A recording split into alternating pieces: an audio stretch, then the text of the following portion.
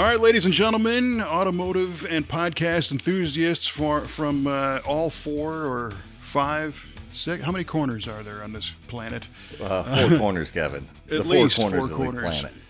You've elected to push start on yet another axiomatic episode of V8 Radio, Kevin. Axiomatic. That's right, man. What does that mean? That's actually an 18th century Greek word meaning self-evident or unquestionable. And you are unquestionably listening to V8 Radio. Yes. Yeah. Well, that's a great overselling adjective for this episode, but we will tie this together. I'm your host, Kevin Ostie, joined as always by our esteemed co-host, Mr. Mike Q-Ball Clark, and an axiomatic guest, a very special guest, our good friend, Mr. Jeff Smith, is on the line from sunny Southern Cal. Jeff, welcome to the show. Thanks for having me, man. This sounds like it's going to be a good time. It will be a good time. You have no idea. Yes. I haven't figured out what I'm going to get into yet. Yeah. Oh, you don't know what you got yourself into. And just when everybody's talking about having such a great time, I'm going to tank the whole thing because as people who listen to this show regularly know, we do an automotive trivia segment on this show. We throw the questions out at the beginning, and we don't give the answers right away. We hold that till the end. It's our big podcast bait and switch exercise to get people to listen all the way through. So, because Jeff, you are our guest today, have you prepared a trivia question by any chance? I have actually a couple of them. Oh no, Mike, he listened. Oh man, we don't need overachievers on this show, Jeff. Well, then I shouldn't tell you. I actually have 3 because I saw the word 3 in there. I thought, okay, I'll just to be prepared. I'll have 3 of them. Well, there's 3 of us, but we only need 1 question from you. Oh, good. Mike has a stumper, no doubt, and I've got kind of a softball, but we'll see. So, because you are our guest, why don't you go first, my friend? Okay.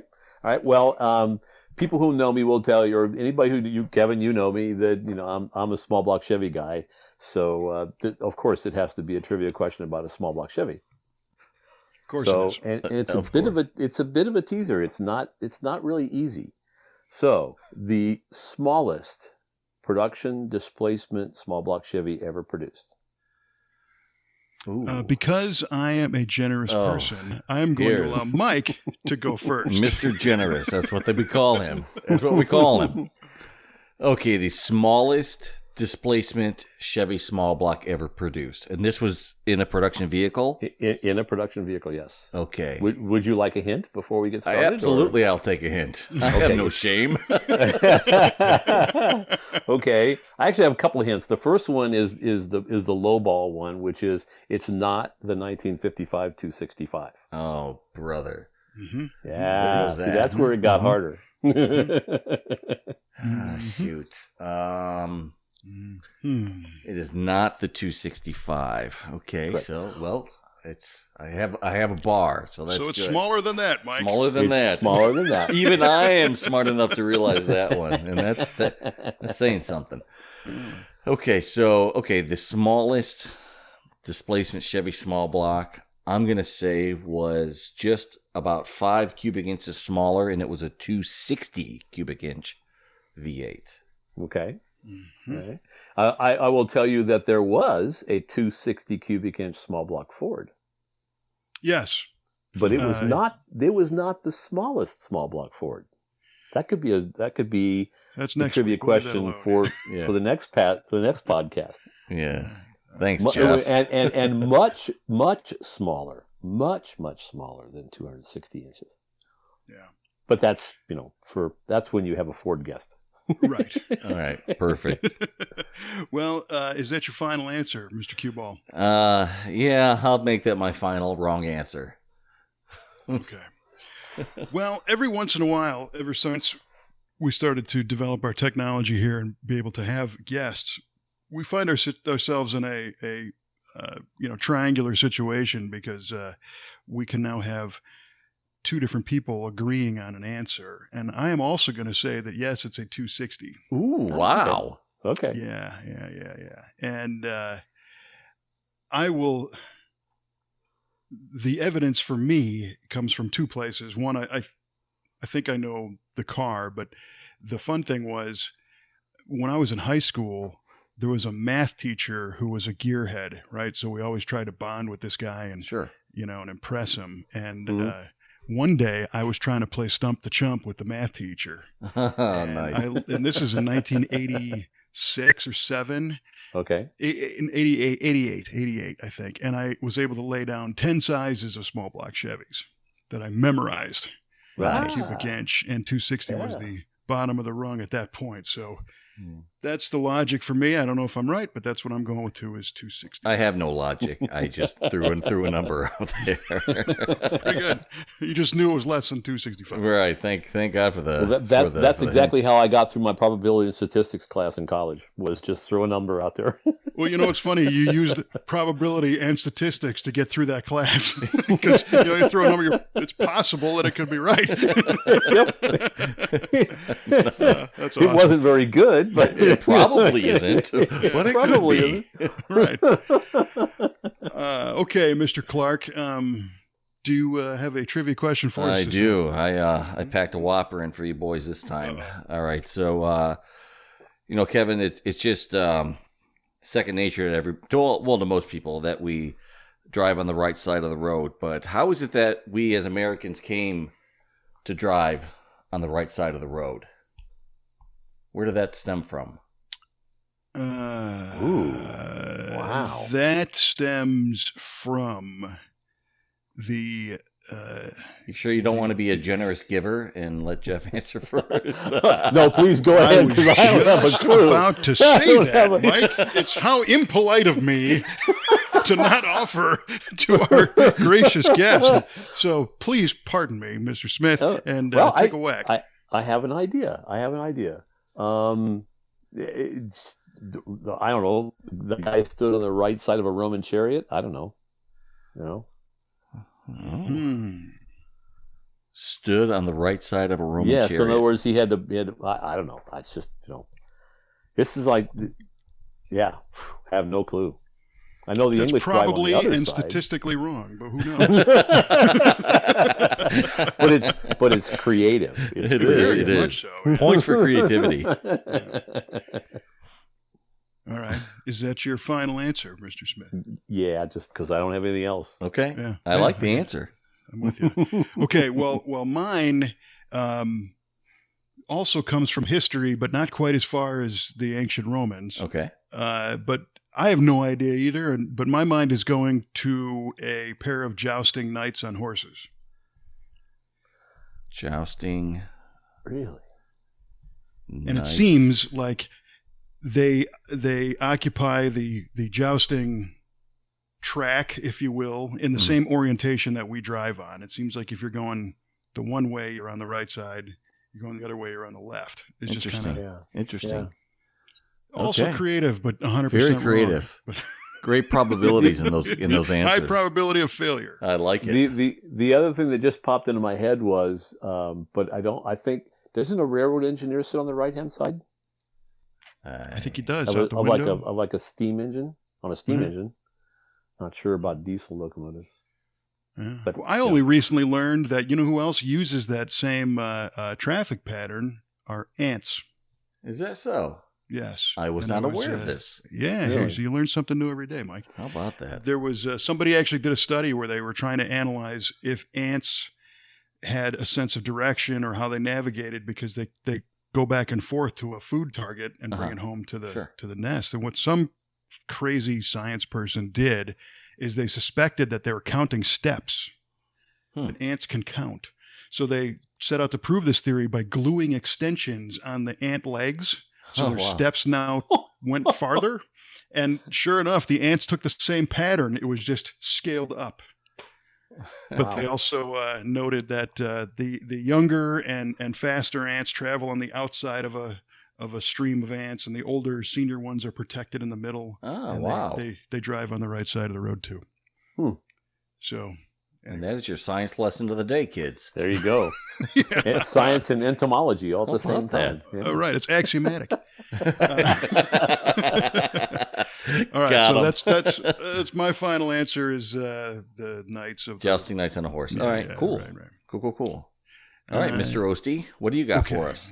I've got one. and I will present this, I guess, to Mr. Smith first because I'm a generous host. As am I. Yeah. So we're all familiar with the engines that Cadillac produced in the 80s that were known. This is after the 864 rudimentary displacement on demand, but the next generation, the first one was the HT 4100. Remember that? Ooh, I do. Yeah, and it was a 4.1 liter V8. What did the HT stand for? Hey, I'm going to shut my mouth. Mr. Smith, please. The floor is yours. I'm going to say high technology. Just that's the first thing that popped into my head. High technology. Funny to think That's of those probably engines. That's probably not correct because GM is usually really good about, because there are dozens of acronyms, and the deeper we go into motors now, the newer we get, the more acronyms they have. And the less they seem to actually make sense. Right? Yes. Yeah. Active fuel management's one for you, AFM, which has almost nothing to do with fuel. Yeah, right. Okay, All right. So Jeff says high technology. Mr. Cueball, well, as it turns out, Kevin, I used to own a Cadillac, an 83 Sedan DeVille that was equipped with the HT 4100 engine. Really? Oh, outstanding. Oh, yeah. You've regretted it ever since. Yeah. What's that? You've regretted it ever since. Oh, yeah, I have. Actually, it was a really nice car. It drove super smooth. Unfortunately, I never did figure out what the HT stood for while I owned that car. But like Jeff, the first thing that popped into my head was high technology. Wow. So I'm going to agree with him and offer that as my submission as well. I mean, Holy Tomatoes is available. Tomatoes, yeah. Holy Toledo? Holy Toledo. Holy Toledo, yes. Right, high technology. See, here's our trilogy again where two people can have the same answer. But you know what? That's okay with us because this really doesn't matter. There are no prizes. There are no prizes. All right. Well, you'll have to tune in to the rest of the show to find the answers to these wonderful questions. And in the meantime, I'm going to formally introduce our guest. So Mr. Jeff Smith is a pillar in automotive enthusiast journalism. This gentleman has been around for many, many years and holding some very, very cool and influential offices over the years as editor of Hot Rod Magazine, editor of Carcraft Magazine, editor of Chevy High Performance Magazine, working with a variety of other titles in his freelance career. Also, a huge authority on Chevrolet stuff, but never really have been a Chevrolet employee. So you're kind of like, the ultimate Chevrolet enthusiast in that respect. Hands-on guy, big Chevelle fan, and an overall fun guy to be around. So Jeff, welcome officially to the show. Thank you. You're very welcome. Yeah. So I don't know if you remember the first time we met. I'm going to say probably not. But, I think I do actually. I think it was Power Tour, right? With the car with the power that you were, the car that you were. I don't remember what it was, but I remember you because he had the entire long haul gang sign your car with Sharpies. That's right. Yeah. So my I can't Paul, tell you what year that was. That would have been what, 80s, right? It was actually 96. 96. Oh God. Yeah. Which was the second official Power Tour. All right. Yeah. Okay. But my friend Paul owned this rusted out 88 Chevy Cavalier, and he had a Nova at home, and I had a Buick at home, and none of these cars were put together. And I was just out of college, and he was finishing up engineering school at U of I. And we had made the New Year's resolution to go on Power Tour, which of course I had forgotten all about. But May rolls around and he's like, "Dude, we got to go." And I said, "Go where?" And he said, "We got to be in LA in a day and a half." So on the way out, we realized that we were driving this horrible car, and we were going to be on the roads with people like Coddington and Baskerville and Brizio, and the list goes on, and yourself, and so we decided to poke some fun at the car and have people sign it. Well, Paul and I, as did many people, I don't want to say grew up, but since the 80s had been reading your articles in Carcraft and in Hot Rod. And what I really always liked is that your style of writing was easy to understand. So like many kids, I think I was introduced to Hot Rod first. My aunt gave me a subscription for Christmas, and I was probably 10. I was probably 9 or 10 years old. Wow. And 10. short, Wow. yeah. But I didn't know what the heck I was reading. I was looking at the pictures, honestly. Right, sure. And about a year and a half later, I discovered Cartoons magazine on a newsstand in Colorado. There you go. Sure. And then I started to learn a little bit. But was interesting is that certain articles in Hot Rod, like the ones written by Marlon Davis, for example, I couldn't hang. I just didn't follow them. They were very technical, way beyond me, right? But your stuff was able to address the masses, and it was written in such a manner that you could kind of follow along and, pick up some words. And, soon I started to, camshaft. And I remember having very specific questions as a kid. It's a 350 Chevy. What's the 350? What does the 350 mean, right? Yeah. And I was able to kind of dissect all that stuff, and I learned so much from your writings. And when we finally got to meet in '96, I was in my early 20s, and Paul and I were like, "Hey, there's Jeff Smith," and I think it was at a Hardee's in Champaign, Illinois, or something. At a tour stop, and there were some cool cars there. Dan Jacobs was there with that Predator 39 Chevy that Troy just finished with the ostrich skin interior and the headlights and all that stuff. But you're just kind of hanging out, and we didn't want to be those guys that kind of got in the way of everything with our stupid car and our stupid questions and all that stuff.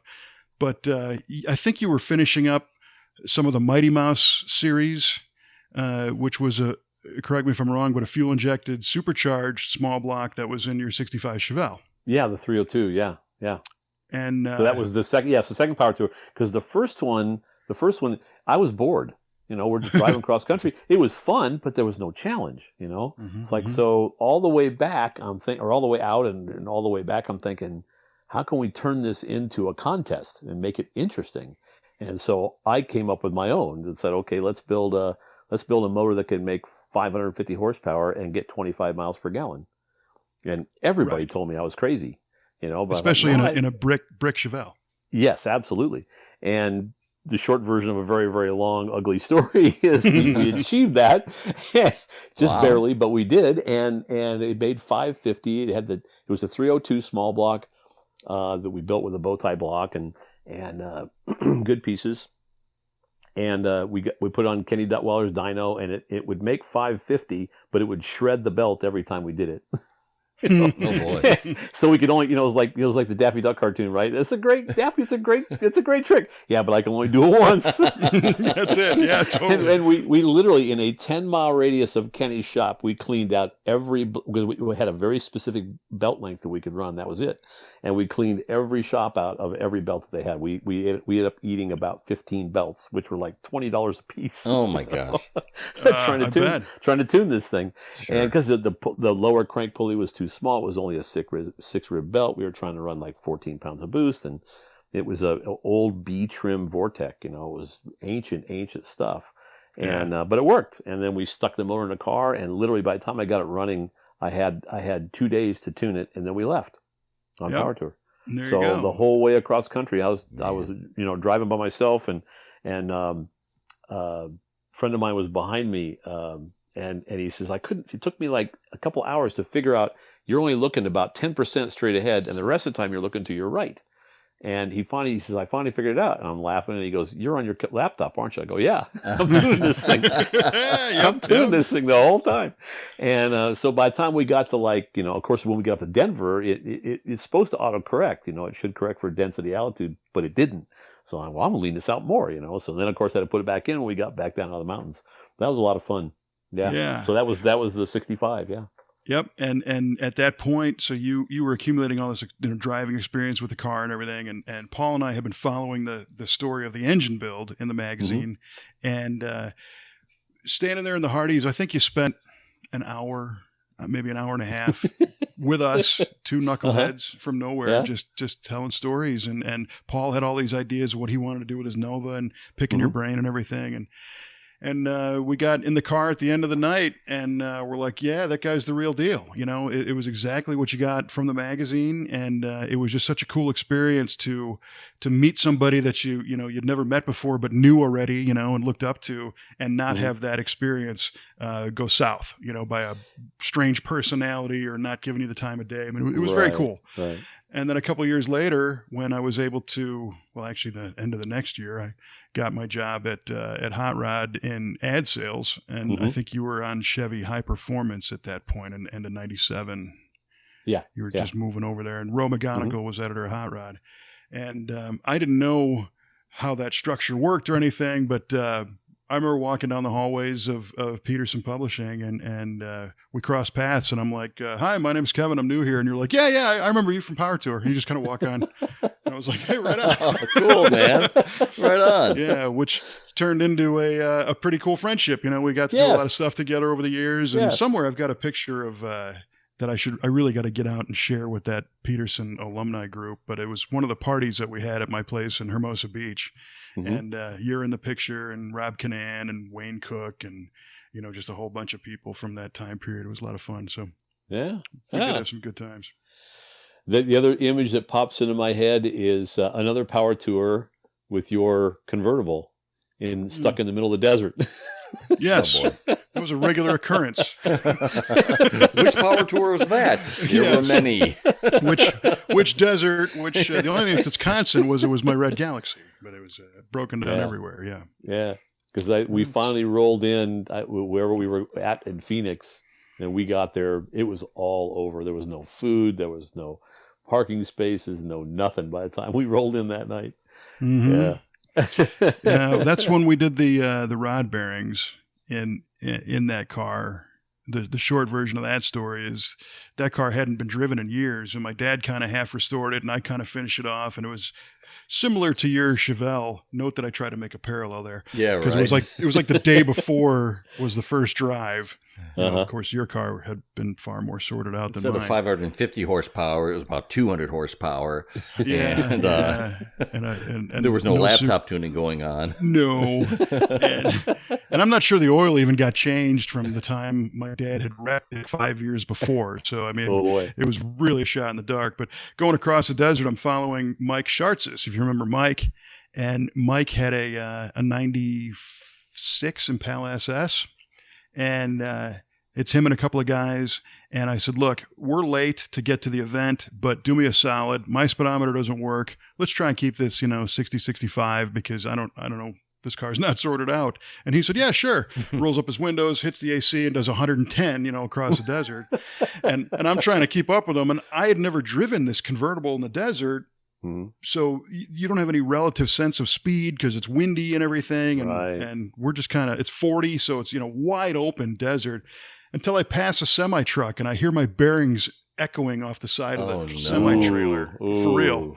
So we burned up all of my cell phone minutes calling every parts store in Flagstaff trying to get bearings. We're ordering them in all sizes because I didn't know what crank was in this thing. And oh my gosh. It was nuts. And we just, like you with the belts, we just vacuumed up all of the Ford FE bearings in a tri-county area and stayed up all night and reshelled the car and, so blew it up 4 days later. Parking lot that night?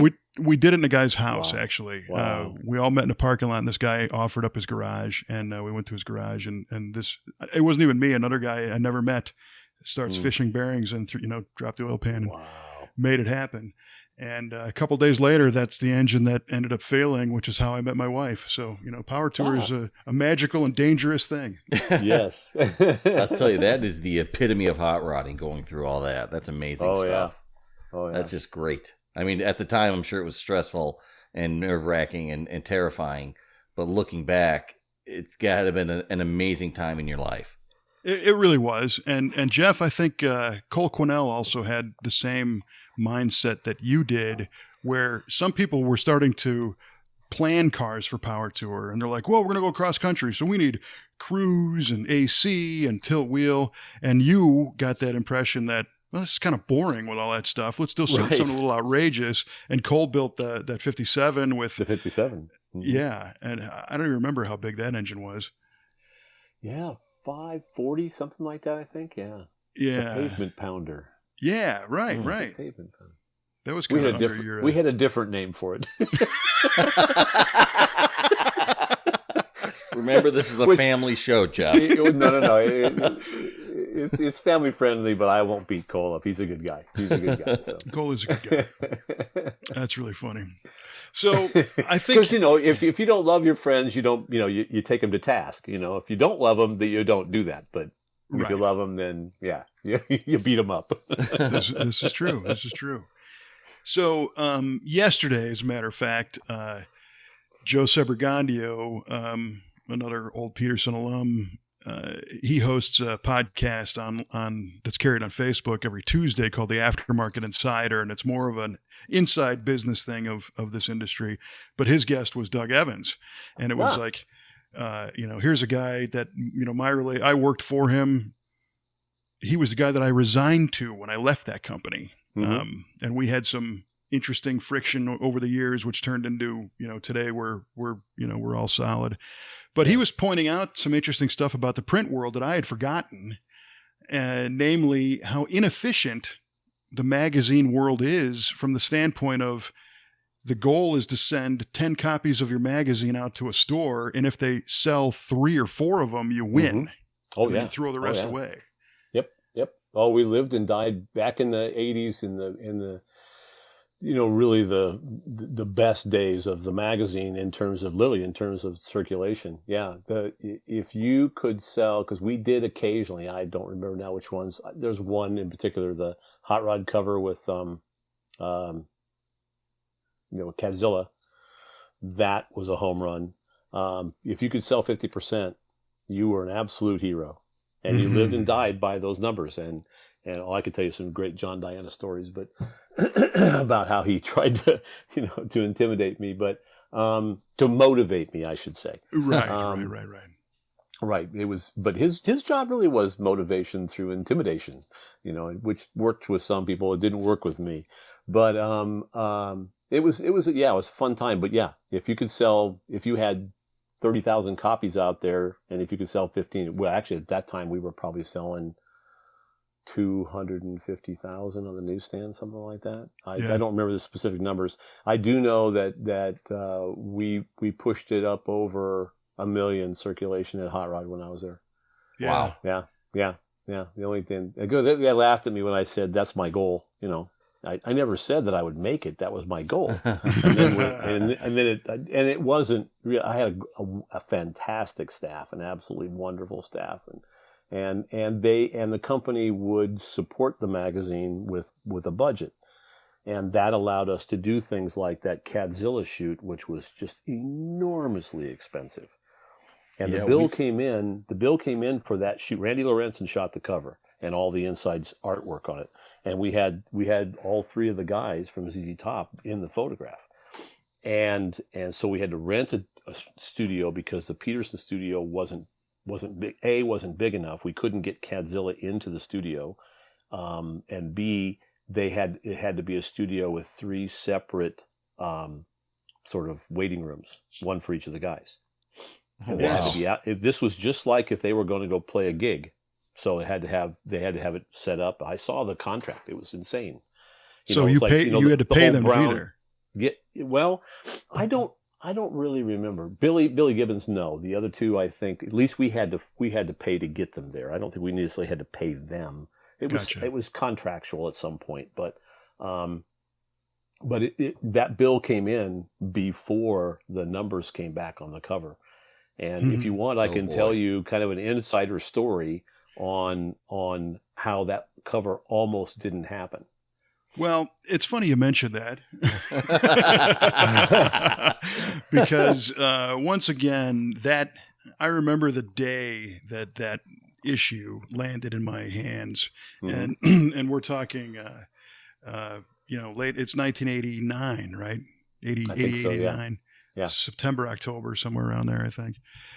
Issue anyway. So in the summertime, I got this issue with this This didn't look like my typical hot rod magazine. You know, there's no Right. Nova Camaro Chevelle on the cover doing a wheel stand or at a drag strip. This is a dark colored custom car, a Cadillac no less, Cadillac facing backwards on the rear view. Yes. on the cover of Hot Rod magazine. But I loved that car so much. It still is my favorite all time. And I don't care what you want to call it, hot rod, custom, whatever. Yeah. It is the benchmark. It's a car I've always wanted. And I couldn't get enough of the stories inside and seeing Craig Naff's fab work at Hot Rods by Boyd and reading about reading, of course, Baskerville's. He wrote the story on most of it and in his special way that we all, loved. Absolutely wonderful stuff. Yeah. That's another thing is my high school English teachers all got schooled on Gray Baskerville because I tried to emulate his writing, and they're like, "What is this?" And I'm like, "This is cool." It's what this because is. they were Baskervillisms. As a quick aside to that, two asides that are fun stories is number one was when I was editor of Hot Rod, we would tend to run through copy editors because it's a very boring job, and especially if you would get someone who just wanted a job and they were women and they didn't have a clue what they were reading. But they were copy editing it, and copy editor would bring this thing, Gray Baskerville stuff, and she would say, "Look, this isn't even a word. This is not a word." And I said, "I know, it's a Baskervillism." Yes. What does chingo mean? And I would say it's okay. He is a fixture here, and she started to argue with me, and I said, "Well, there's an alternative." Well, what's that? I said, "You leave." Oh man, we're not changing this. And some of them got very irate. And I said, "Look, I think you're in the wrong place. I don't think that you're going to enjoy your time here because she'd bringing out the AP style guide. I said, just put that away because this is Hot Rod magazine. This is and she would say, well, this is a boys club. And I said, yes, it is. It absolutely is. 98.7% of the readership is male. I'm sorry you feel this way, but it has to stay. Yeah. So that's number one. Number two was actually even before I got there. So I was in college and I was a freelance writing course and towards the end of the class, we were on quarter systems. That's how long ago this was. And the instructor said, went around the room and said, what are your writing influences? And I said, Tom Wolfe and Gray Baskerville. And the instructor looked at me and goes, "Oh," and they're all looking at me like, "Okay, we get the first guy, but who's this guy, Gray Baskerville?" I said, "He's a staff writer for Hot Rod magazine." Yep. And your credibility just went to the floor at that point. Exactly. Because they didn't understand, but he was the best, no clue. The whole time I was in journalism school at Iowa State University. I went back there later as the editor of the magazine to because I loved that part when you would get somebody in our class that was actually a working journalist, and I would just bombard them with questions. And so I volunteered to come back, and one of my instructors that had been there when I was there, and now I come back as the editor of Carcraft magazine, and she told me a story. She said, we used to talk about you in our staff meetings. I said, really? Why? I said, what did I do wrong? And she says, well, no, it's just that you were such a black sheep. Because I ended up with double the number of credits that I needed to graduate with a degree in journalism because I took every single course they offered. Holy cow. There were only like 4 or 5 in the entire catalog that I didn't take. Man. And they said, why are you doing it? I took all the photography courses and all the writing courses. And they said, why are you taking both? You're either going to be a photographer or a writer. And I would just throw Carcraft or Hot Rod magazine on their desk and go, pick any story in here and look at the byline. And it'll tell you that the writer also shot the photos because Petersen wasn't want to send a separate photographer. So I have to learn the photography too. And they said, well, what does that matter? You're not going to work there. And I said, no, that's my goal. That's where I want to be. And they said, you're insane. You can't do that. And I said, well, who's paying for this? If you're paying for it, I'll follow your rules. But last time I checked, Daddy's not paying for it's me. I'm doing this. And this is what I want to do. And they, to a person, said, we admire your sort of single focusedness, but you're crazy. And then my first job out of college was staff writer at Carcraft magazine. That is just an awesome story. And looking back at it now, it's absolutely insane that I was so single focused, and didn't, I sort of contemplated the consequences of not getting there, but they weren't realistic. That wasn't going to happen. You were going to get there, or one way or somewhere, another, or some parallel universe. Might have been a different title, but the career would have been the same.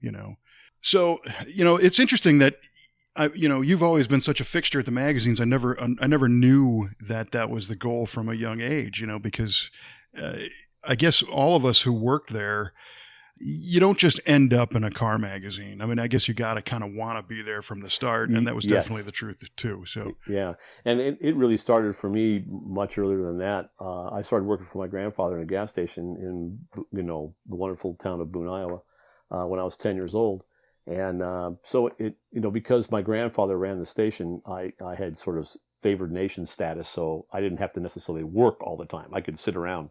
And so Hot Rod Magazine would come in, and I would just pour through the entire magazine, and he would joke with me and say, "How many times you read that?" I said, "I think I'm on version 7 now." He goes, "Are you learning things?" I said, "Every single time I read this, I learn something new." And he goes, "So," and I told him I was probably maybe 12 or 13, because he passed away when I was 15. But I said, think about it. How cool would this be to have this job? Because they get to drive all the new cars, they get to go to all the drag races, they get to go to Bonneville, they get to go to the Indy 500 or the Daytona 500. They get to do all this cool stuff and talk to the engine builders. That's what I really wanted to do. Yeah. And the racers, back then there was no such thing as pro stock. That didn't happen until 1970. But the racers. So back then I was a freak for stock eliminator, and so that, and he laughed, he encouraged it, but not really, because he thought, there's no chance, Right. Yeah. And then now look what I look back at it and I think, wow, and I was insane for not considering any other alternative. And to the extent that when Rick Vogelin hired me at Carcraft, I was scared to death, because I thought, what if I can't do it? Yes. What if I'm not able to write at the level? Yeah, I got no plan B here. Exactly. It's just like guys who are in college ball, and because my ex-brother-in-law was a fantastic college pitcher, and his marriage to my sister failed because he had no plan B when he didn't get hired in the majors. Mm-hmm. Literally had no concept on what to do. And I had gone to Votech school and done some other things, so I had other plan Bs, none of which were the least bit interesting. And I told a friend of mine one time, I said, if I have to work as a mechanic, I'm going to starve, because I don't work very fast, and everybody's you have to work fast to make any money. So, but you had skills to survive, Yeah. But so the same way to kind of bring this back around, that reading those issues, left such a mark. Getting back to CadZZilla, that issue, that car, all just kind of bowled me over. And it wasn't until, I'm going to say, within the last maybe 10 years, 6 or 7 years anyway, I really started to put together that I was fortunate enough to be rubbing elbows with the people like yourself who put that car and that magazine together. And I started to ask questions about stuff, because I was a consumer at that point. I just got this thing in the mail and I accepted it. I'm like, wow, this is great. And then later, I was roaming the halls at the 6420 Wilshire building in probably 99, and I opened up one of those horizontal flat file folder things. And what did I find but a stack of CadZZilla posters that were never stapled into a magazine? Yes, we would have them ship us those, because here's another inside story, is we went tooth and nail with management. We wanted to run the poster as what they call run a press, which means it ran through all the issues that they printed. But management didn't want to spend the money on the subscriber copies, only on the newsstand. Yeah, because that's where the gravy was. If you could hook them with that poster on the newsstand, chances are you'd sell the magazine. But you already had the subscribers money, Yep, so it they didn't were matter already. as much. We already had their money, and so of course they would be outrageous. And of course the concept was, well, if they love it that much, they'll go out and buy it on the newsstand. And I fought that tooth and nail and never won that battle. But I did convince them we had to spend the money to have them ship us thousands of unstapled, unfolded posters that we would roll up and ship out. And we sent out hundreds of them. Guys who wrote in, we're really irate, and I said, look, we'll send you one. Don't worry, we'll send you one.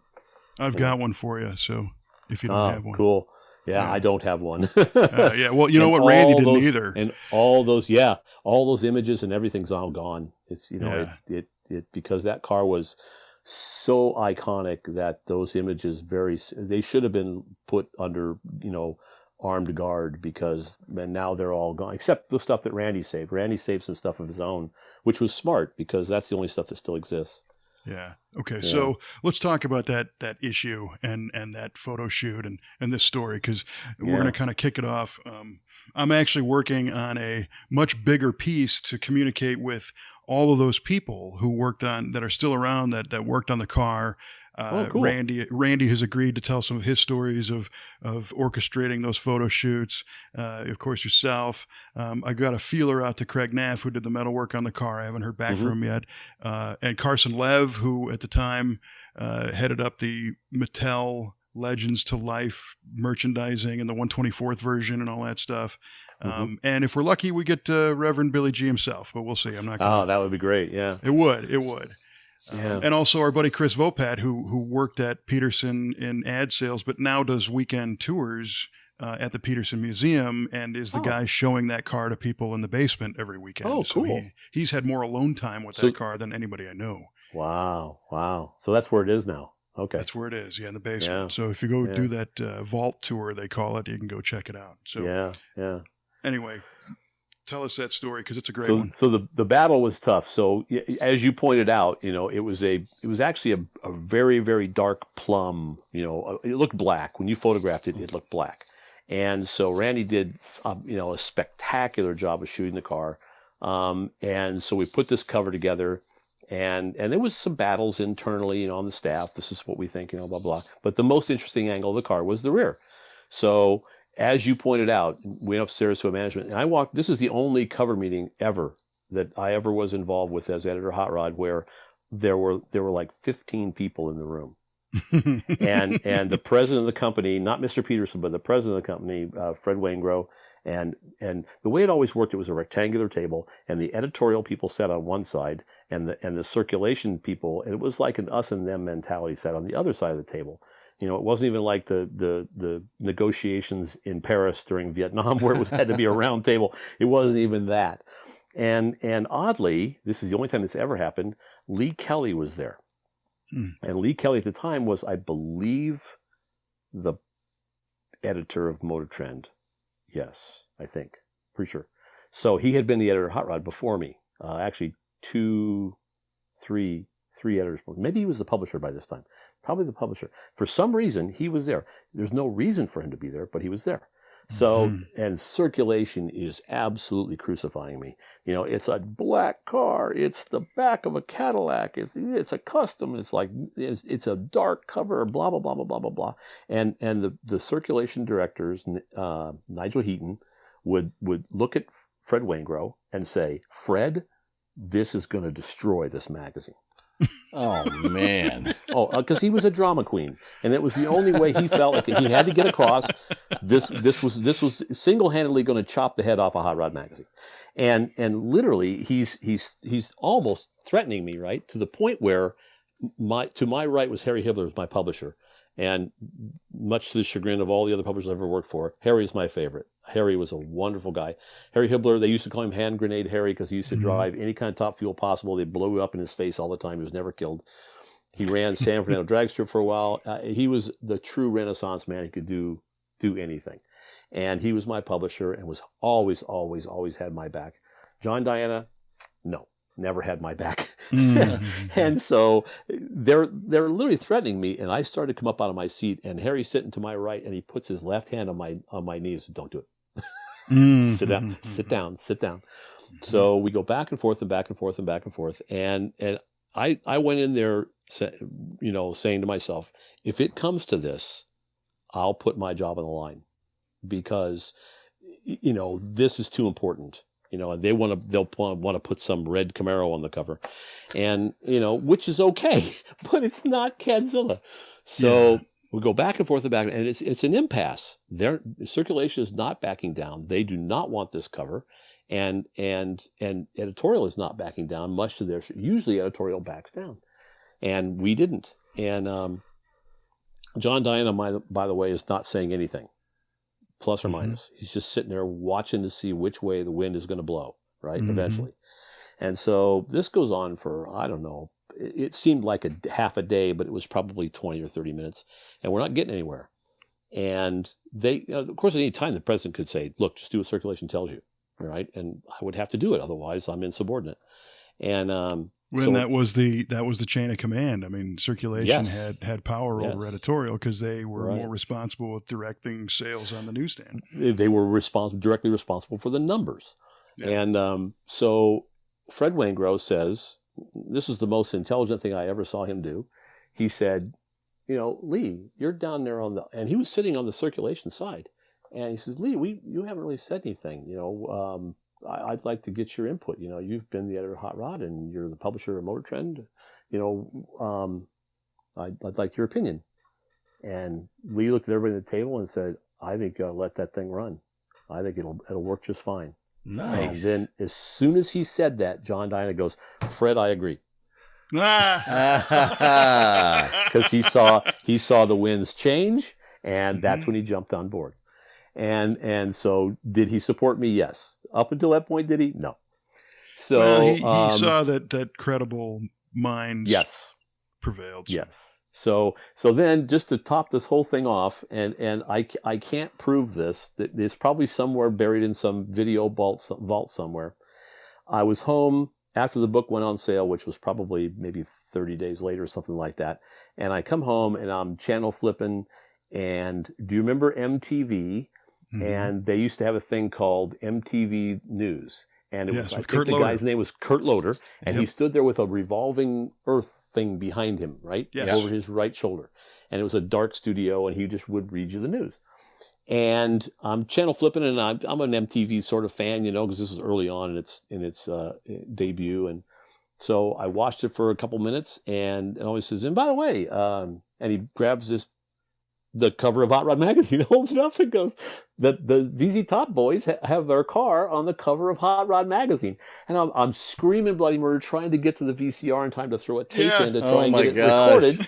And of course, everything that I have has been recorded over, and I've knocked the little tab out, so it's like, So I went back in the office the next day, and I tried to tell them, I said, we were on MTV. And they're like, yeah, sure you were, kid. Right. And I could never prove it. But somewhere locked in some video vault somewhere is that little segment. It was only maybe 10 seconds long, 15 seconds long, but I just happened to, all the moon and stars aligned for that 15 seconds. And oh my God, we're on MTV. I'm sure that had to help circulation a bit. Oh, I'm sure it did. Absolutely. No one believed me, but they said, you're just trying to show us that it worked, and it did. And that I have no idea what the actual numbers were, but it was probably one of those magazines, one of those months that we went over 50%. So, and I said, I had nothing to do with building the car. I had nothing to do with photograph the car. I had nothing to do with anything except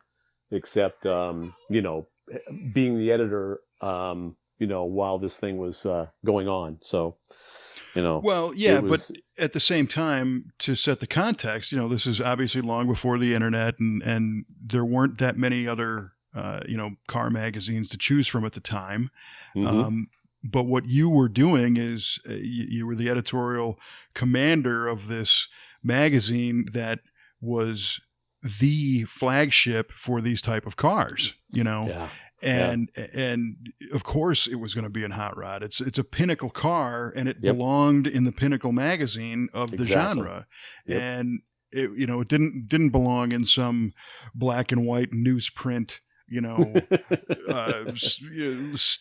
territorial, journal of guys who take pictures of their weekend rides. I mean, this Right. Hot Rod magazine was the magazine, so it's only natural that it was there. So it's cool that you got to be part of that, but then you also had to go through the nonsense involved because it was a serious business. And I can see, all the other stuff. Yeah. As Mike is sitting here, not coming from the magazine business side, I bet you didn't know that there were these battles about the color of the cover car and never. the style. Yes. And, never knew that. Oh yeah. Every month it was a fight. Every month they would always we would show them our cover, and circulation would pick it apart and say this is going to be junk. This is not going to work. Blah blah blah. And and sometimes they were right. And that's it would have been easy had we that's if the part we that were. sucks. and I had a banner one time that they said just you can't run that, and I did, and it didn't sell well, and the next meeting was like, see, Fred, we told you, it didn't work, these guys are idiots, you got to listen to the circulation department, the rest of these people are all morons. And then what was crazy was right after that, the Gulf War, the first Gulf War started, and when the boys all came back from the Gulf War, our newsstand numbers, well, actually, while the war was going on, our newsstand numbers started to drop, and they just continued to plummet. And it wasn't just Hot Rod, it was every Petersen title. Mm-hmm. And boy, they were just grinding us. So that was 92, I think, late 91. 91 is when the Gulf War was. Yeah, and it continued to come down, and and they were just they were convinced that we had all taken stupid pills, and and it's just we understand what they were trying to do, but it was just odd that at the it's kind of like a light bulb burns the brightest right before it burns out. It didn't burn out, but it tipped over, and then there's that long gradual slide that probably continues to this day, because newsstands even back then were shrinking. It was getting harder and harder to sell magazines on the newsstand. Well, and there's a whole inside story on how magazines were distributed too. Yes. And that goes back to, so again, for a guy like Mike here who didn't have that background, you would walk into your local grocery store, right? Or the newsstand on the corner, or a 7-Eleven or, Walmart or whatever, and the magazines were just there, Nobody questioned how they got there. If you build it, they will come. Right. Yes. Right. Yes. Here's our boy from Iowa. And, Yep. The interesting thing is that the magazine distribution business was very similar to like an alcohol distribution business. It was all these kind of personal relationships and favors and kind of backroom deals, and a handful of people controlled all of it. Oh, wow. Yeah. Yeah. Sounds like a mafia. Well, that's a strong word, but the principle's kind of similar. If you played along. So first you had to get the magazines in the retail outlets. Then you had to fight for placement on the stand and time on the stand and all that kind of stuff.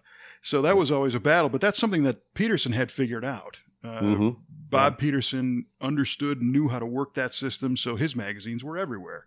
But by the time in the mid-90s, first you got the Gulf War, but then you start to see some consolidation of retail and companies like Walmart saying, you only sell 3 of these in a cycle. Well, you don't sell enough, so you're off the stand. You're off the stand, right? Exactly.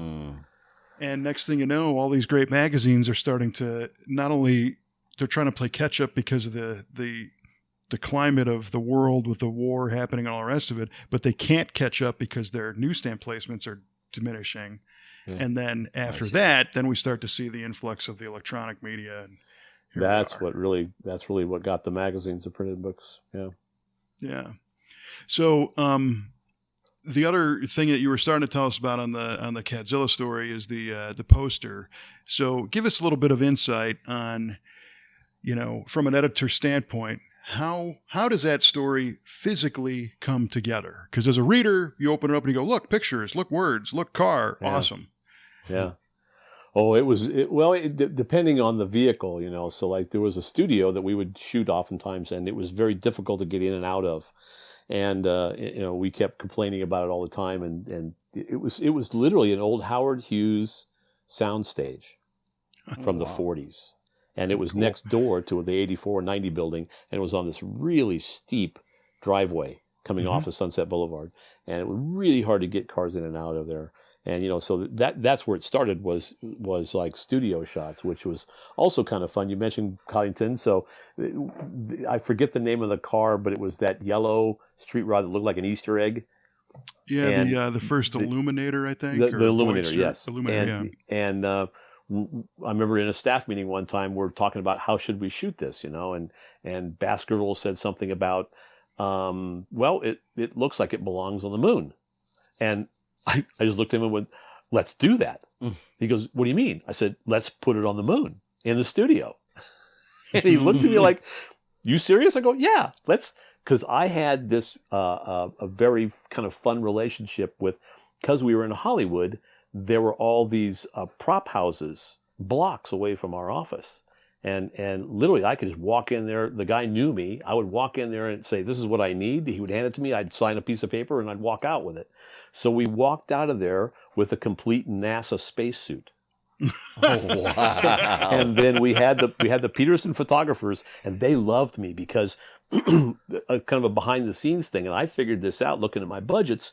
I went down one day to the Bob DeLevo's office, and I said, I paid this much every month to rent the studio as part of, and to pay for the studio costs and everything else and the photographers. He goes, yeah. I said, does everybody else pay the same, or does Hot Rod pay more? He goes, no, it's all split up evenly. I said, how many of the magazines actually use it? He said, about 10%. I said, so most of the time they're not using it? He goes, yeah, they're not using it. They're paying for it. They're not using it. And they don't have a choice. They have to pay for it. Mm-hmm. Well, can I use it? He goes, absolutely. It's what it's there for. So I commandeered that studio for weeks sometimes. Awesome. And so I talked to the photographers because they had a group of photographers, Jim Brown and a bunch of people, and Scott Colleen, and absolutely fantastic photographers. So I came up with this crazy idea. Let's get some gray sand and make it look like the surface of the moon. And then we'll rear project that NASA photograph of the moon, of the Earth, right? The shot from the moon. Apollo 8, yeah. And that's a completely, we don't have to pay for that. That's, government owns public it. So domain, you can, public domain. So we tried rear projection. It didn't really work. So the photographers didn't even tell me this. And I came back down a couple of days later to see how things were going. And here's this artist painting that the Earth on the backdrop of the wall. Oh my God. Studio. So we roll the car in there, and I put Joe Pettit, one of the staff guys, in the suit, and then we rigged up an American flag, and we shot that cover. Or it wasn't even a cover. That wasn't even a cover. That was just an inside photo of an inside spread. Yeah. So, oh yeah. And then the piece de resistance, so to speak, was a car called Frankenstein. Do you remember that? Yep. Tom Taylor designed. Bullet nose stewed, way custom. Bullet nose stewed, and Paul Newman built the chassis for it and built. Essentially, I think finished the car. Can't remember now if it was a big. I think it was a big block Chevy in this thing, Frankenstein. And I said, you know what this? Because I was at this particular time, I was really into film noir. I still am, but it was almost an obsession. And this image popped in my head of the Frankenstein in this back alleyway in Los Angeles with a Humphrey Bogart figure with the trench coat and the fedora hat on one side of the car in this alleyway, with like trash and a rat in the window and all this crazy stuff. And so that's what we decided to do. We went down to Los Angeles in an evening one night and said, we're all going to die if we do this down here. So that wasn't going to work. And we were going to have to hire, scads of people to keep, the crowds away from this car. That's what I was really afraid of, was the car was going to get damaged by some crazy, wino that decides he wants to sit in the car. So I went to Bob DeLevo and I said, this is the shot that I want to do. I had this artist sketch something up real fast. And he said, no, it's going to take too many resources. And so then I went to the photographers and I said, I really want to do this, but Bob doesn't want to spend the money. And they said, leave that to us. So next thing I know, I get a note from one of the photographers saying, we're on it. Oh, nice. So we literally built a set, a brick wall with a window and a woman dressed up as a hooker, and we had a stuffed rat in the window and the car. It was spectacular, absolutely spectacular. It took like 10 days to build the set, roll the car in, and then it only took maybe, a half a day to shoot it, but it took us like 8 or 9 days to build the set. And I'm paying for all this stuff, and they just said, this is insane. Bob DeLevo didn't want to do it because he knew how much it was going to cost. But at the same time, that set a trend that Hot Rod, look what Hot Rod is doing. No one else is doing this. They're putting a car on the moon. Right. Right? Yeah. And then the next month there's a car in an alleyway in downtown Los Angeles, and it was really a fun time. So there was, and then crazy stuff like mentioning Joe Pettit, that, Joe Pettit says, hey, I got a chance to go for a ride in the big red car at the Silver State, and he's going to go 200 miles an hour. Can I go? Said, sure, absolutely. Yeah. You sure you want to? Yeah, I do. And so that's one of those deals where what you do is you don't ask permission. You don't, because you know what the company's going to tell you. Yeah. No, you can't do that. And so we just did it. And of course, John Dyna didn't find out until after the magazine came out, and he was absolutely livid. Yes. Because what if Joe had been killed? I said, Right. well, you have a valid point, but I didn't tell him to do it. He came to me and wanted to do it. That doesn't matter. You're supposed to look out for your people, But that story is, and I don't know if you've ever seen the video that they did of the whole car. I had no idea. But that I found out when I was helping them with the video, because they interviewed me and they said, I don't think you understand how this all went down. And I said, no, I don't. And they went, it all started from your story that Joe Pettit did in the car. And it created such a following that we felt like we had to push that and keep going. And so that was the whole idea besides with doing all the other things they did with the car, was all because they got such this huge following of people that wanted to know more about Big Red. Sure. And they took and ran with it. And that's the backdoor feedback kind of thing that you sometimes, when it's just like rock and roll people, I guess, they don't really, yeah, we're rock and roll, but, like Bruce Springsteen, I'm just a normal guy, and we all were just normal people, but we didn't understand always necessarily until it would come back around on things like this, was like, wow, look at that impact we had. And we're just a couple of gearheads putting out a magazine, Well, and don't tell management that, but that's what we're doing. Yeah. Right. Well, I was exactly the person being influenced by all that stuff.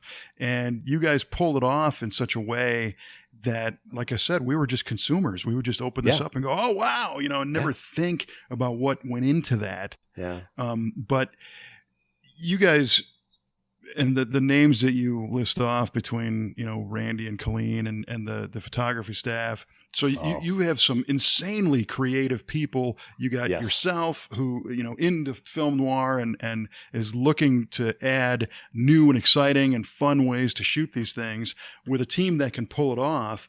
And then it gets backed up by, Baskerville's words. Mm-hmm. And tremendous distribution. I mean, there's no wonder why this was such an influential publication. It was, and it was right literally on. Was right place at the right time. We were a bunch of goofballs putting out a magazine, but we were at the right place at the right time. And nothing was off the table in terms of let's do this. And that always goes. I can tell you that a lot of that influence came from Terry Cook, who was the editor at Carcraft and then later at Hot Rod, and he did some absolutely insane things during those books. And he was the one that coined the term street freaks and put a front engine dragster on the cover of Hot Rod or Carcraft magazine in 1968, and that was like, who's doing stuff like that, and ran those images of the Chavado, which was I think it was a Nomad, a 56 Nomad with the engine in the back, streetcar that would do wheel stands, and I'm reading this stuff. I'm 14 years old, reading this stuff. And Terry had a column one time, and he wanted to really get across this thing. So he printed it backwards. So you had to hold it up to the mirror. No kidding. And it started off something like, well, now that I've got your attention, because I opened it up and went, oh, they made a mistake here. Look at this. Sure. And then the only way you could read it was to hold it up to a mirror. And, it was like, this is crazy. I can't believe I'm doing this. And then I got somewhere through it and realized he did this on purpose. Oh my God. Yeah, totally. That's so great. This on purpose. Yeah. I mean, and so he was my influence too. There's only one person there's several, but not very many. I'm not an autograph seeker, but he does some custom car stuff now. And he was at the Grand National Roadster Show a couple of years ago. And so we trade emails back and forth every once in a while. And he said, I'm going to be at the Roadster Show. And I said, cool. So I brought my cover of Carcraft from, it was the issue that he did. This is what set me on fire. He did a series story in Carcraft magazine in 1968 called How to Build a Junior Stalker by a guy named Joe. Joe Allred built the car, and Terry wrote the story. And I mean, it's like he was talking to me. I wanted to so do that. I was 14 years old, and I went out, found a 57 Chevy, tried to buy it. My parents wouldn't let me, you know? Yeah, there you go. And because we had no garage, you know, That too, yeah. you know, we're gonna work on this thing. It doesn't matter. I have to have it. And you know, so I'm gonna take it down to Grandpa's service station and build it there. Yeah, and here's the crazy part is that he hated racing, absolutely hated it. And the reason he did was because he saw the mechanics he would hire. He hired a race mechanic one time, and come Friday and payday, and the wife's standing there, and you know, who do you give the check to? And right. the kids need food and shoes and clothes, and Dad wants to go spend the money on the race car. Yep. So my grandfather said, I know a way out of this. I just won't hire those guys. And so here comes his number one grandson. What's he want to do? I want to go racing. Of course he does. Yeah. And it's like, oh God, no. So he tried really hard to show me, but it was a definite influence at the same time. So, yeah. Well, you've obviously proven to be a responsible person in that regard, with all that stuff. Do you, just for fun, happen to remember like what a photo shoot or the CadZZilla photo shoot ballpark would have cost just to get the pictures? Oh my God. It probably represented something like a third of our total budget for the entire year. Let's put it that way. And then actual number. Oh yeah. They were livid when they saw the numbers. And the only thing that saved me, because there was rumblings that, okay, he's gone over the edge. This is insane. Yeah. And Harry's trying to defend me. And because I just, at some point I had to give up and just let Randy run with it. I told him, I don't want to say this, but just, do what you got to do. Just don't kill me, because this might be the end of my career. Well, but at the same time, a guy like Randy, we're only going to have. Randy's so creative. He can find a way to take a $10 million picture of an orange. Yeah. One quick background story. He'll tell you the same thing, but because I asked him about it, I said, in the spread shot, it looks like the car's in a tunnel, right? And I said, where did that come from? He goes, it's a backdrop that they painted for the movie Spaceballs. Yeah. Oh, dear Lord. How about that? Yeah, and I think it's when it's like flying up the nose of the big spaceship with the vacuum cleaner. He told me where this is. We'll get that story from him. But again, the creativity. Exactly. Yeah. So what are we talking like? So I worked with fantastic people. God knows it might have been, because this is what we say, 1989, 89, yeah. 89. It might have been $10,000 or $12,000 or $15,000. Which was probably like a third of my total photograph budget, or probably freelance budget for the entire year. Yeah. And then there was, and then that was at the same time we were doing the April issue, which was the swimsuit issue. And I had Randy shoot that for me too. And they just kept getting more and more and more expensive because we kept doing more and more fun things with them.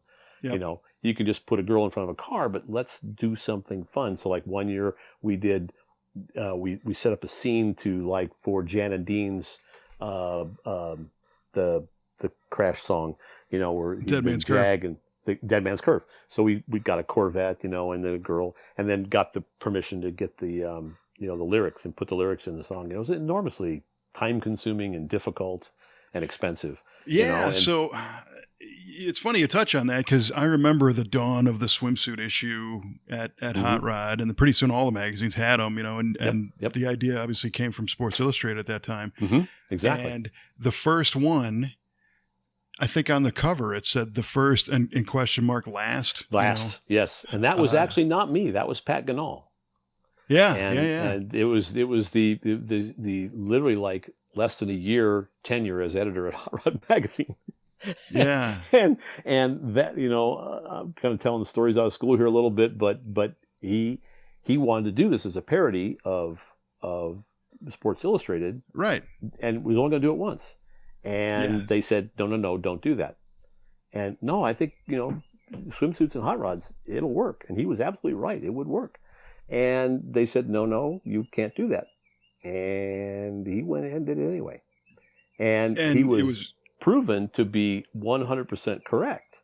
But in the meantime, they took Pat out and put me in. The first meeting I had was, so they essentially demoted him and made him a staffer. And first day on the job, I took Pat to lunch and said, look,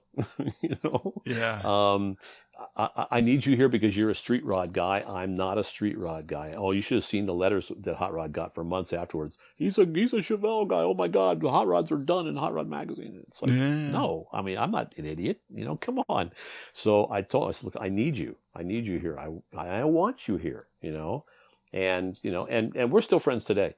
And but that was, yes. So Pat does not get any credit for that. And I had nothing to do with it except that I was the official editor when the numbers came back. And all of a sudden, that swimsuit issue had a couple of dozen fathers, right? Oh, this is the greatest idea ever. I've been of course. I like that. A couple dozen fathers. That's good. That's good. And, and it was like, okay, well, that's one issue now I don't have to worry about because I know what I'm going to be doing every April issue for the next, as long as I'm editor Hot Rod. That's it. It worked. It worked. And so then, of course, they want to do it more than once. And it's like, no, I'm not going to do that more than once because Christmas is special because it only comes once a year.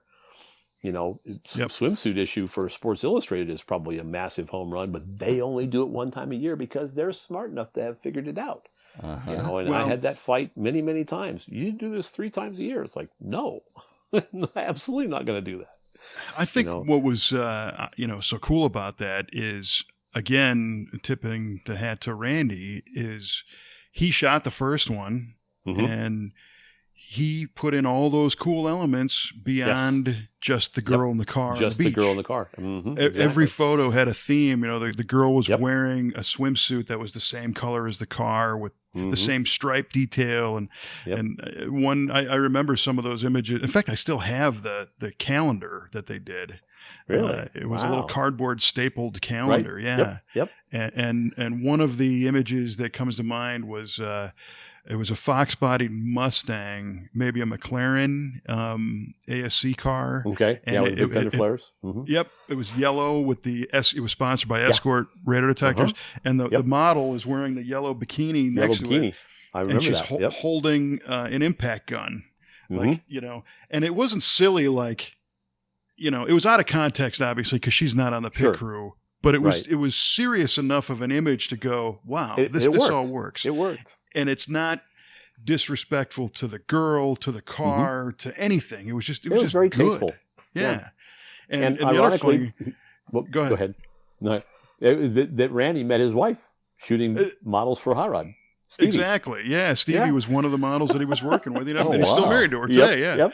And they're still married today. Great. And she still looks absolutely spectacular. Oh, yeah. Now, Randy, on the other hand, but that's a different story. That's another story. That's another show.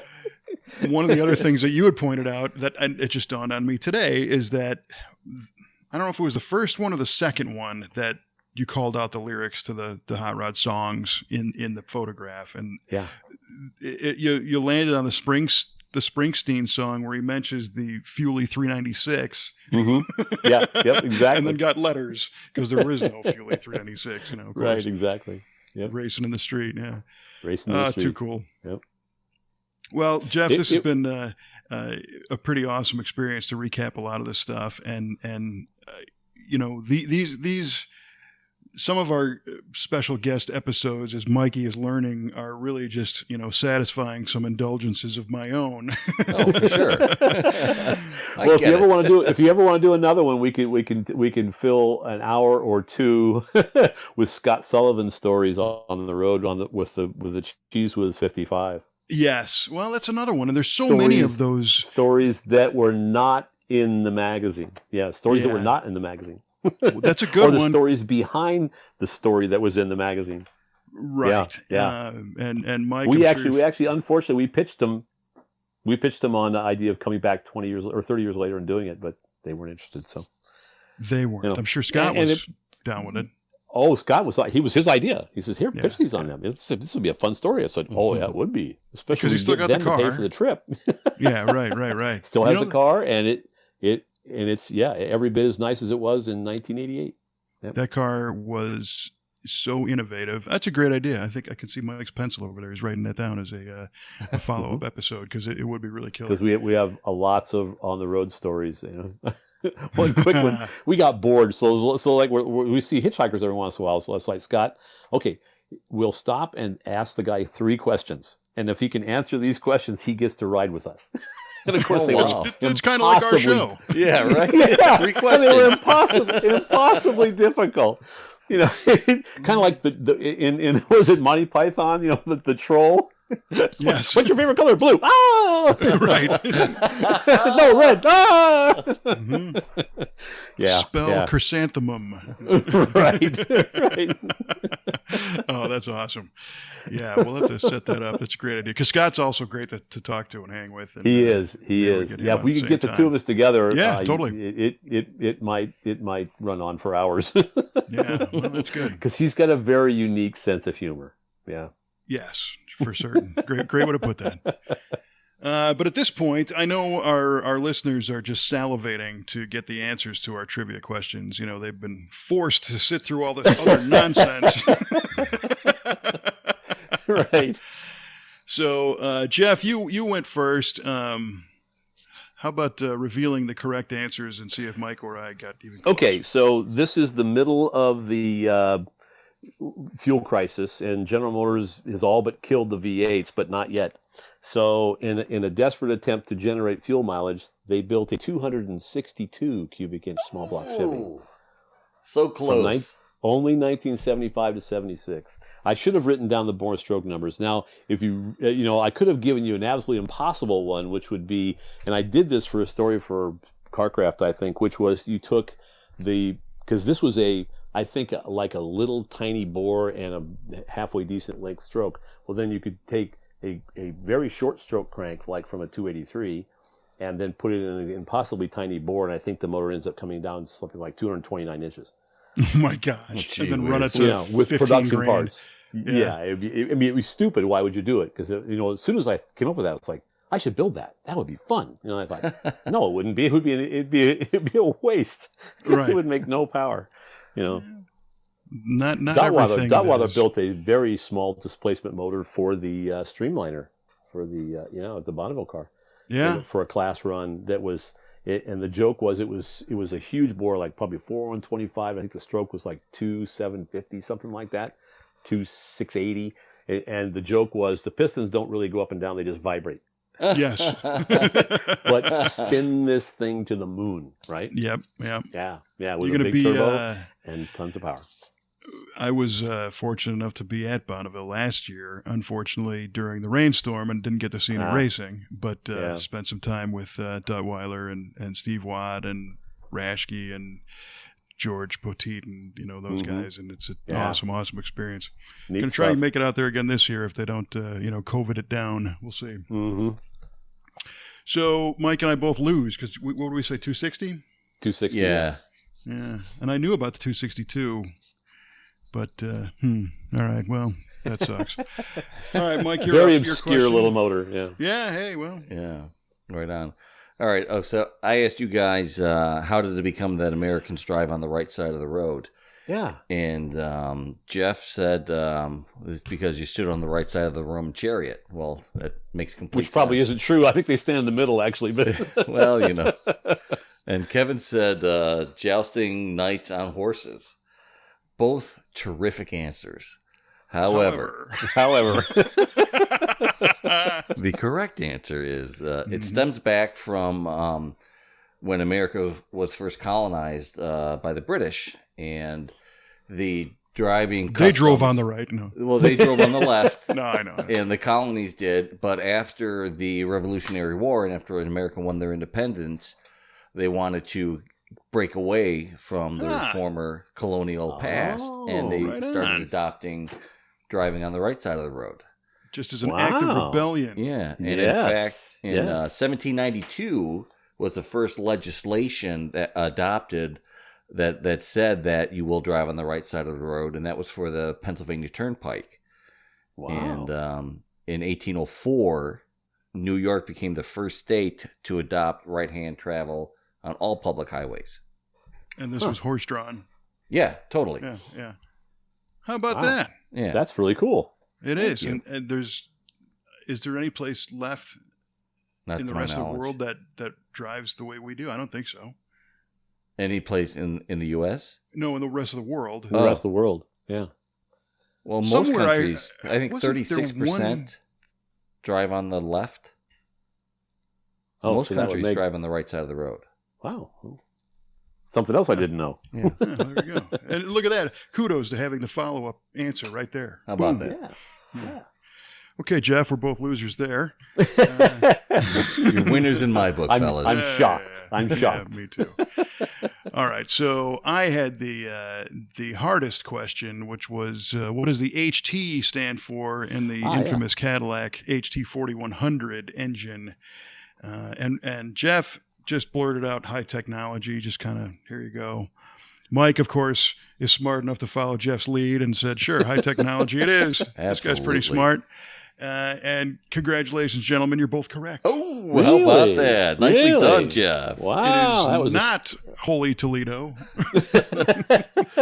Well, funny you say that because I would say that every time it started up in the morning for me. Holy Toledo. Holy Toledo. Yeah. It I got one more started. day. Yeah. Well, and just because I'm going to throw in a couple of fun facts about that engine, or at least one.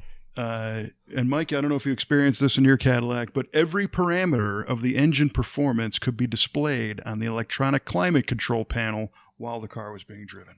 Wow. I do not remember So that. it had but the that built-in equivalent of, one of today's OBD2 scanners I gotcha. built into the. And no doubt you had to probably go to key on while holding the fan speed button for Oh, I 30 see. seconds or something. Right. Some coded out bizarre that way. set of circumstances to get there. Yeah. Yeah, but back in '82, that was pretty serious That was stuff. So high-tech stuff. Yeah. Well, funny story. When I was getting the oil changed once, and I was talking to the guy doing it at the shop, and he says, "Dude, you need to get rid of this car. These engines suck." Like, all right. Okay. All right. well, I think he pulled a piece of bearing material out of the drain plug. Oh, sure, yeah. Okay. I believe you now. Here's your first Well, warning. Yes. Yeah. I also, in the spirit of trying to wrap this up, there's one more quick Jeff Smith story I want to share, which was kind of fun. There was so Jeff's had this 65 Impala. I mean, the 65 Chevelle forever, right? Right. The blue one was your high school car, correct? Yeah, the 66. No, Oh, the the 66 66 car. So this is a 65. So the That's 65 came later. Yeah. But And yeah. I remember you were talking about restoring the 66 only in the past 20, 15, 18 years or something, right? It's still in process. Yeah. That's what Santini, it's in Santini paint jail right now. Nice. Well, that's a good jail to be in, though. Pete It is. Santini's It one is. of the best. Oh, yeah. So the 65 was kind of, if you work at a magazine, you got a car like that, it's going to be a mule for a lot of stuff. It's a mule. Absolutely.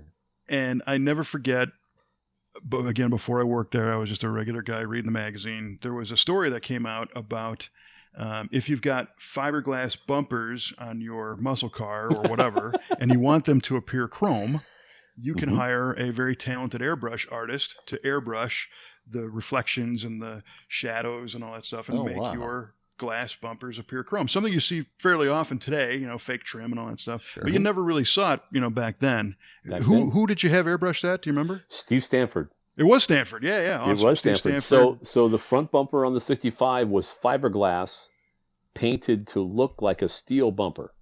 And then the back bumper was a steel bumper painted to look like a fiberglass bumper painted to look like a steel bumper. Oh my god. Yes.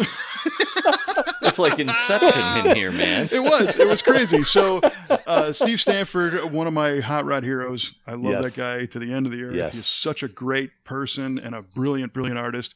He goes in our potential guest file, by the way, Mike, definitely. All right. And got a lot of great stories about him. I won't get into them now. But here I am working at Petersen Publishing. I don't know my ass from my elbow, and I'm in ad sales. But I was fortunate enough to park in the building, and I'm driving my car down this parking garage spiral, and there's Jeff Smith's blue Chevelle sitting there. And Wow. I'm like, oh yeah, look at that. It's got the fiberglass bumper that's painted. You know, I knew that story. I wanted to see this thing up close.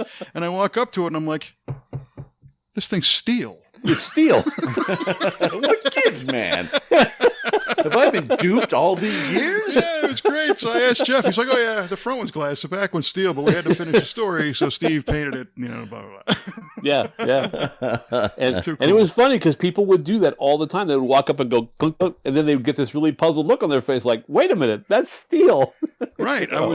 I was wanting that second half of the satisfaction of the fiberglass bumper. It's like, oh Yeah. the visual. Yes, it looks great. Oh my gosh, what? Nice. And it's still on there. It's still on there. Awesome. That's Awesome. awesome. Too cool. That's amazing. Well, this was a lot of fun, Jeff. I really appreciate you taking Yeah. the time to Oh, hang please, out with this us. was a lot of fun. Good. I'm Yeah, glad you enjoyed thank it. you very much for coming on. This is fantastic. I enjoyed meeting you and talking to you, and you are definitely the real deal. I told you. Well, we got lots of stories. Yeah.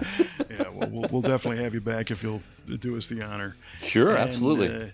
Again, because I'm not that smart, I always tell people where they can listen to this show at the end of the show, even though you probably already heard it. So why do you need to know where to listen to it? I don't know. Just Google V8 Radio and it'll show up now. How about that? Mm-hmm. How about Does that this? Right on. That's how I found All it. right. Yeah. Hey, right on. It works. Appreciate that. Yeah. All right, friends. So for Mr. Jeff Smith and Mike Q-Ball Clark, I'm Kevin Ostie, inviting you to be safe out there, keep the shiny side up, and we will chat with you next time with who knows who on the next episode of V8 Radio.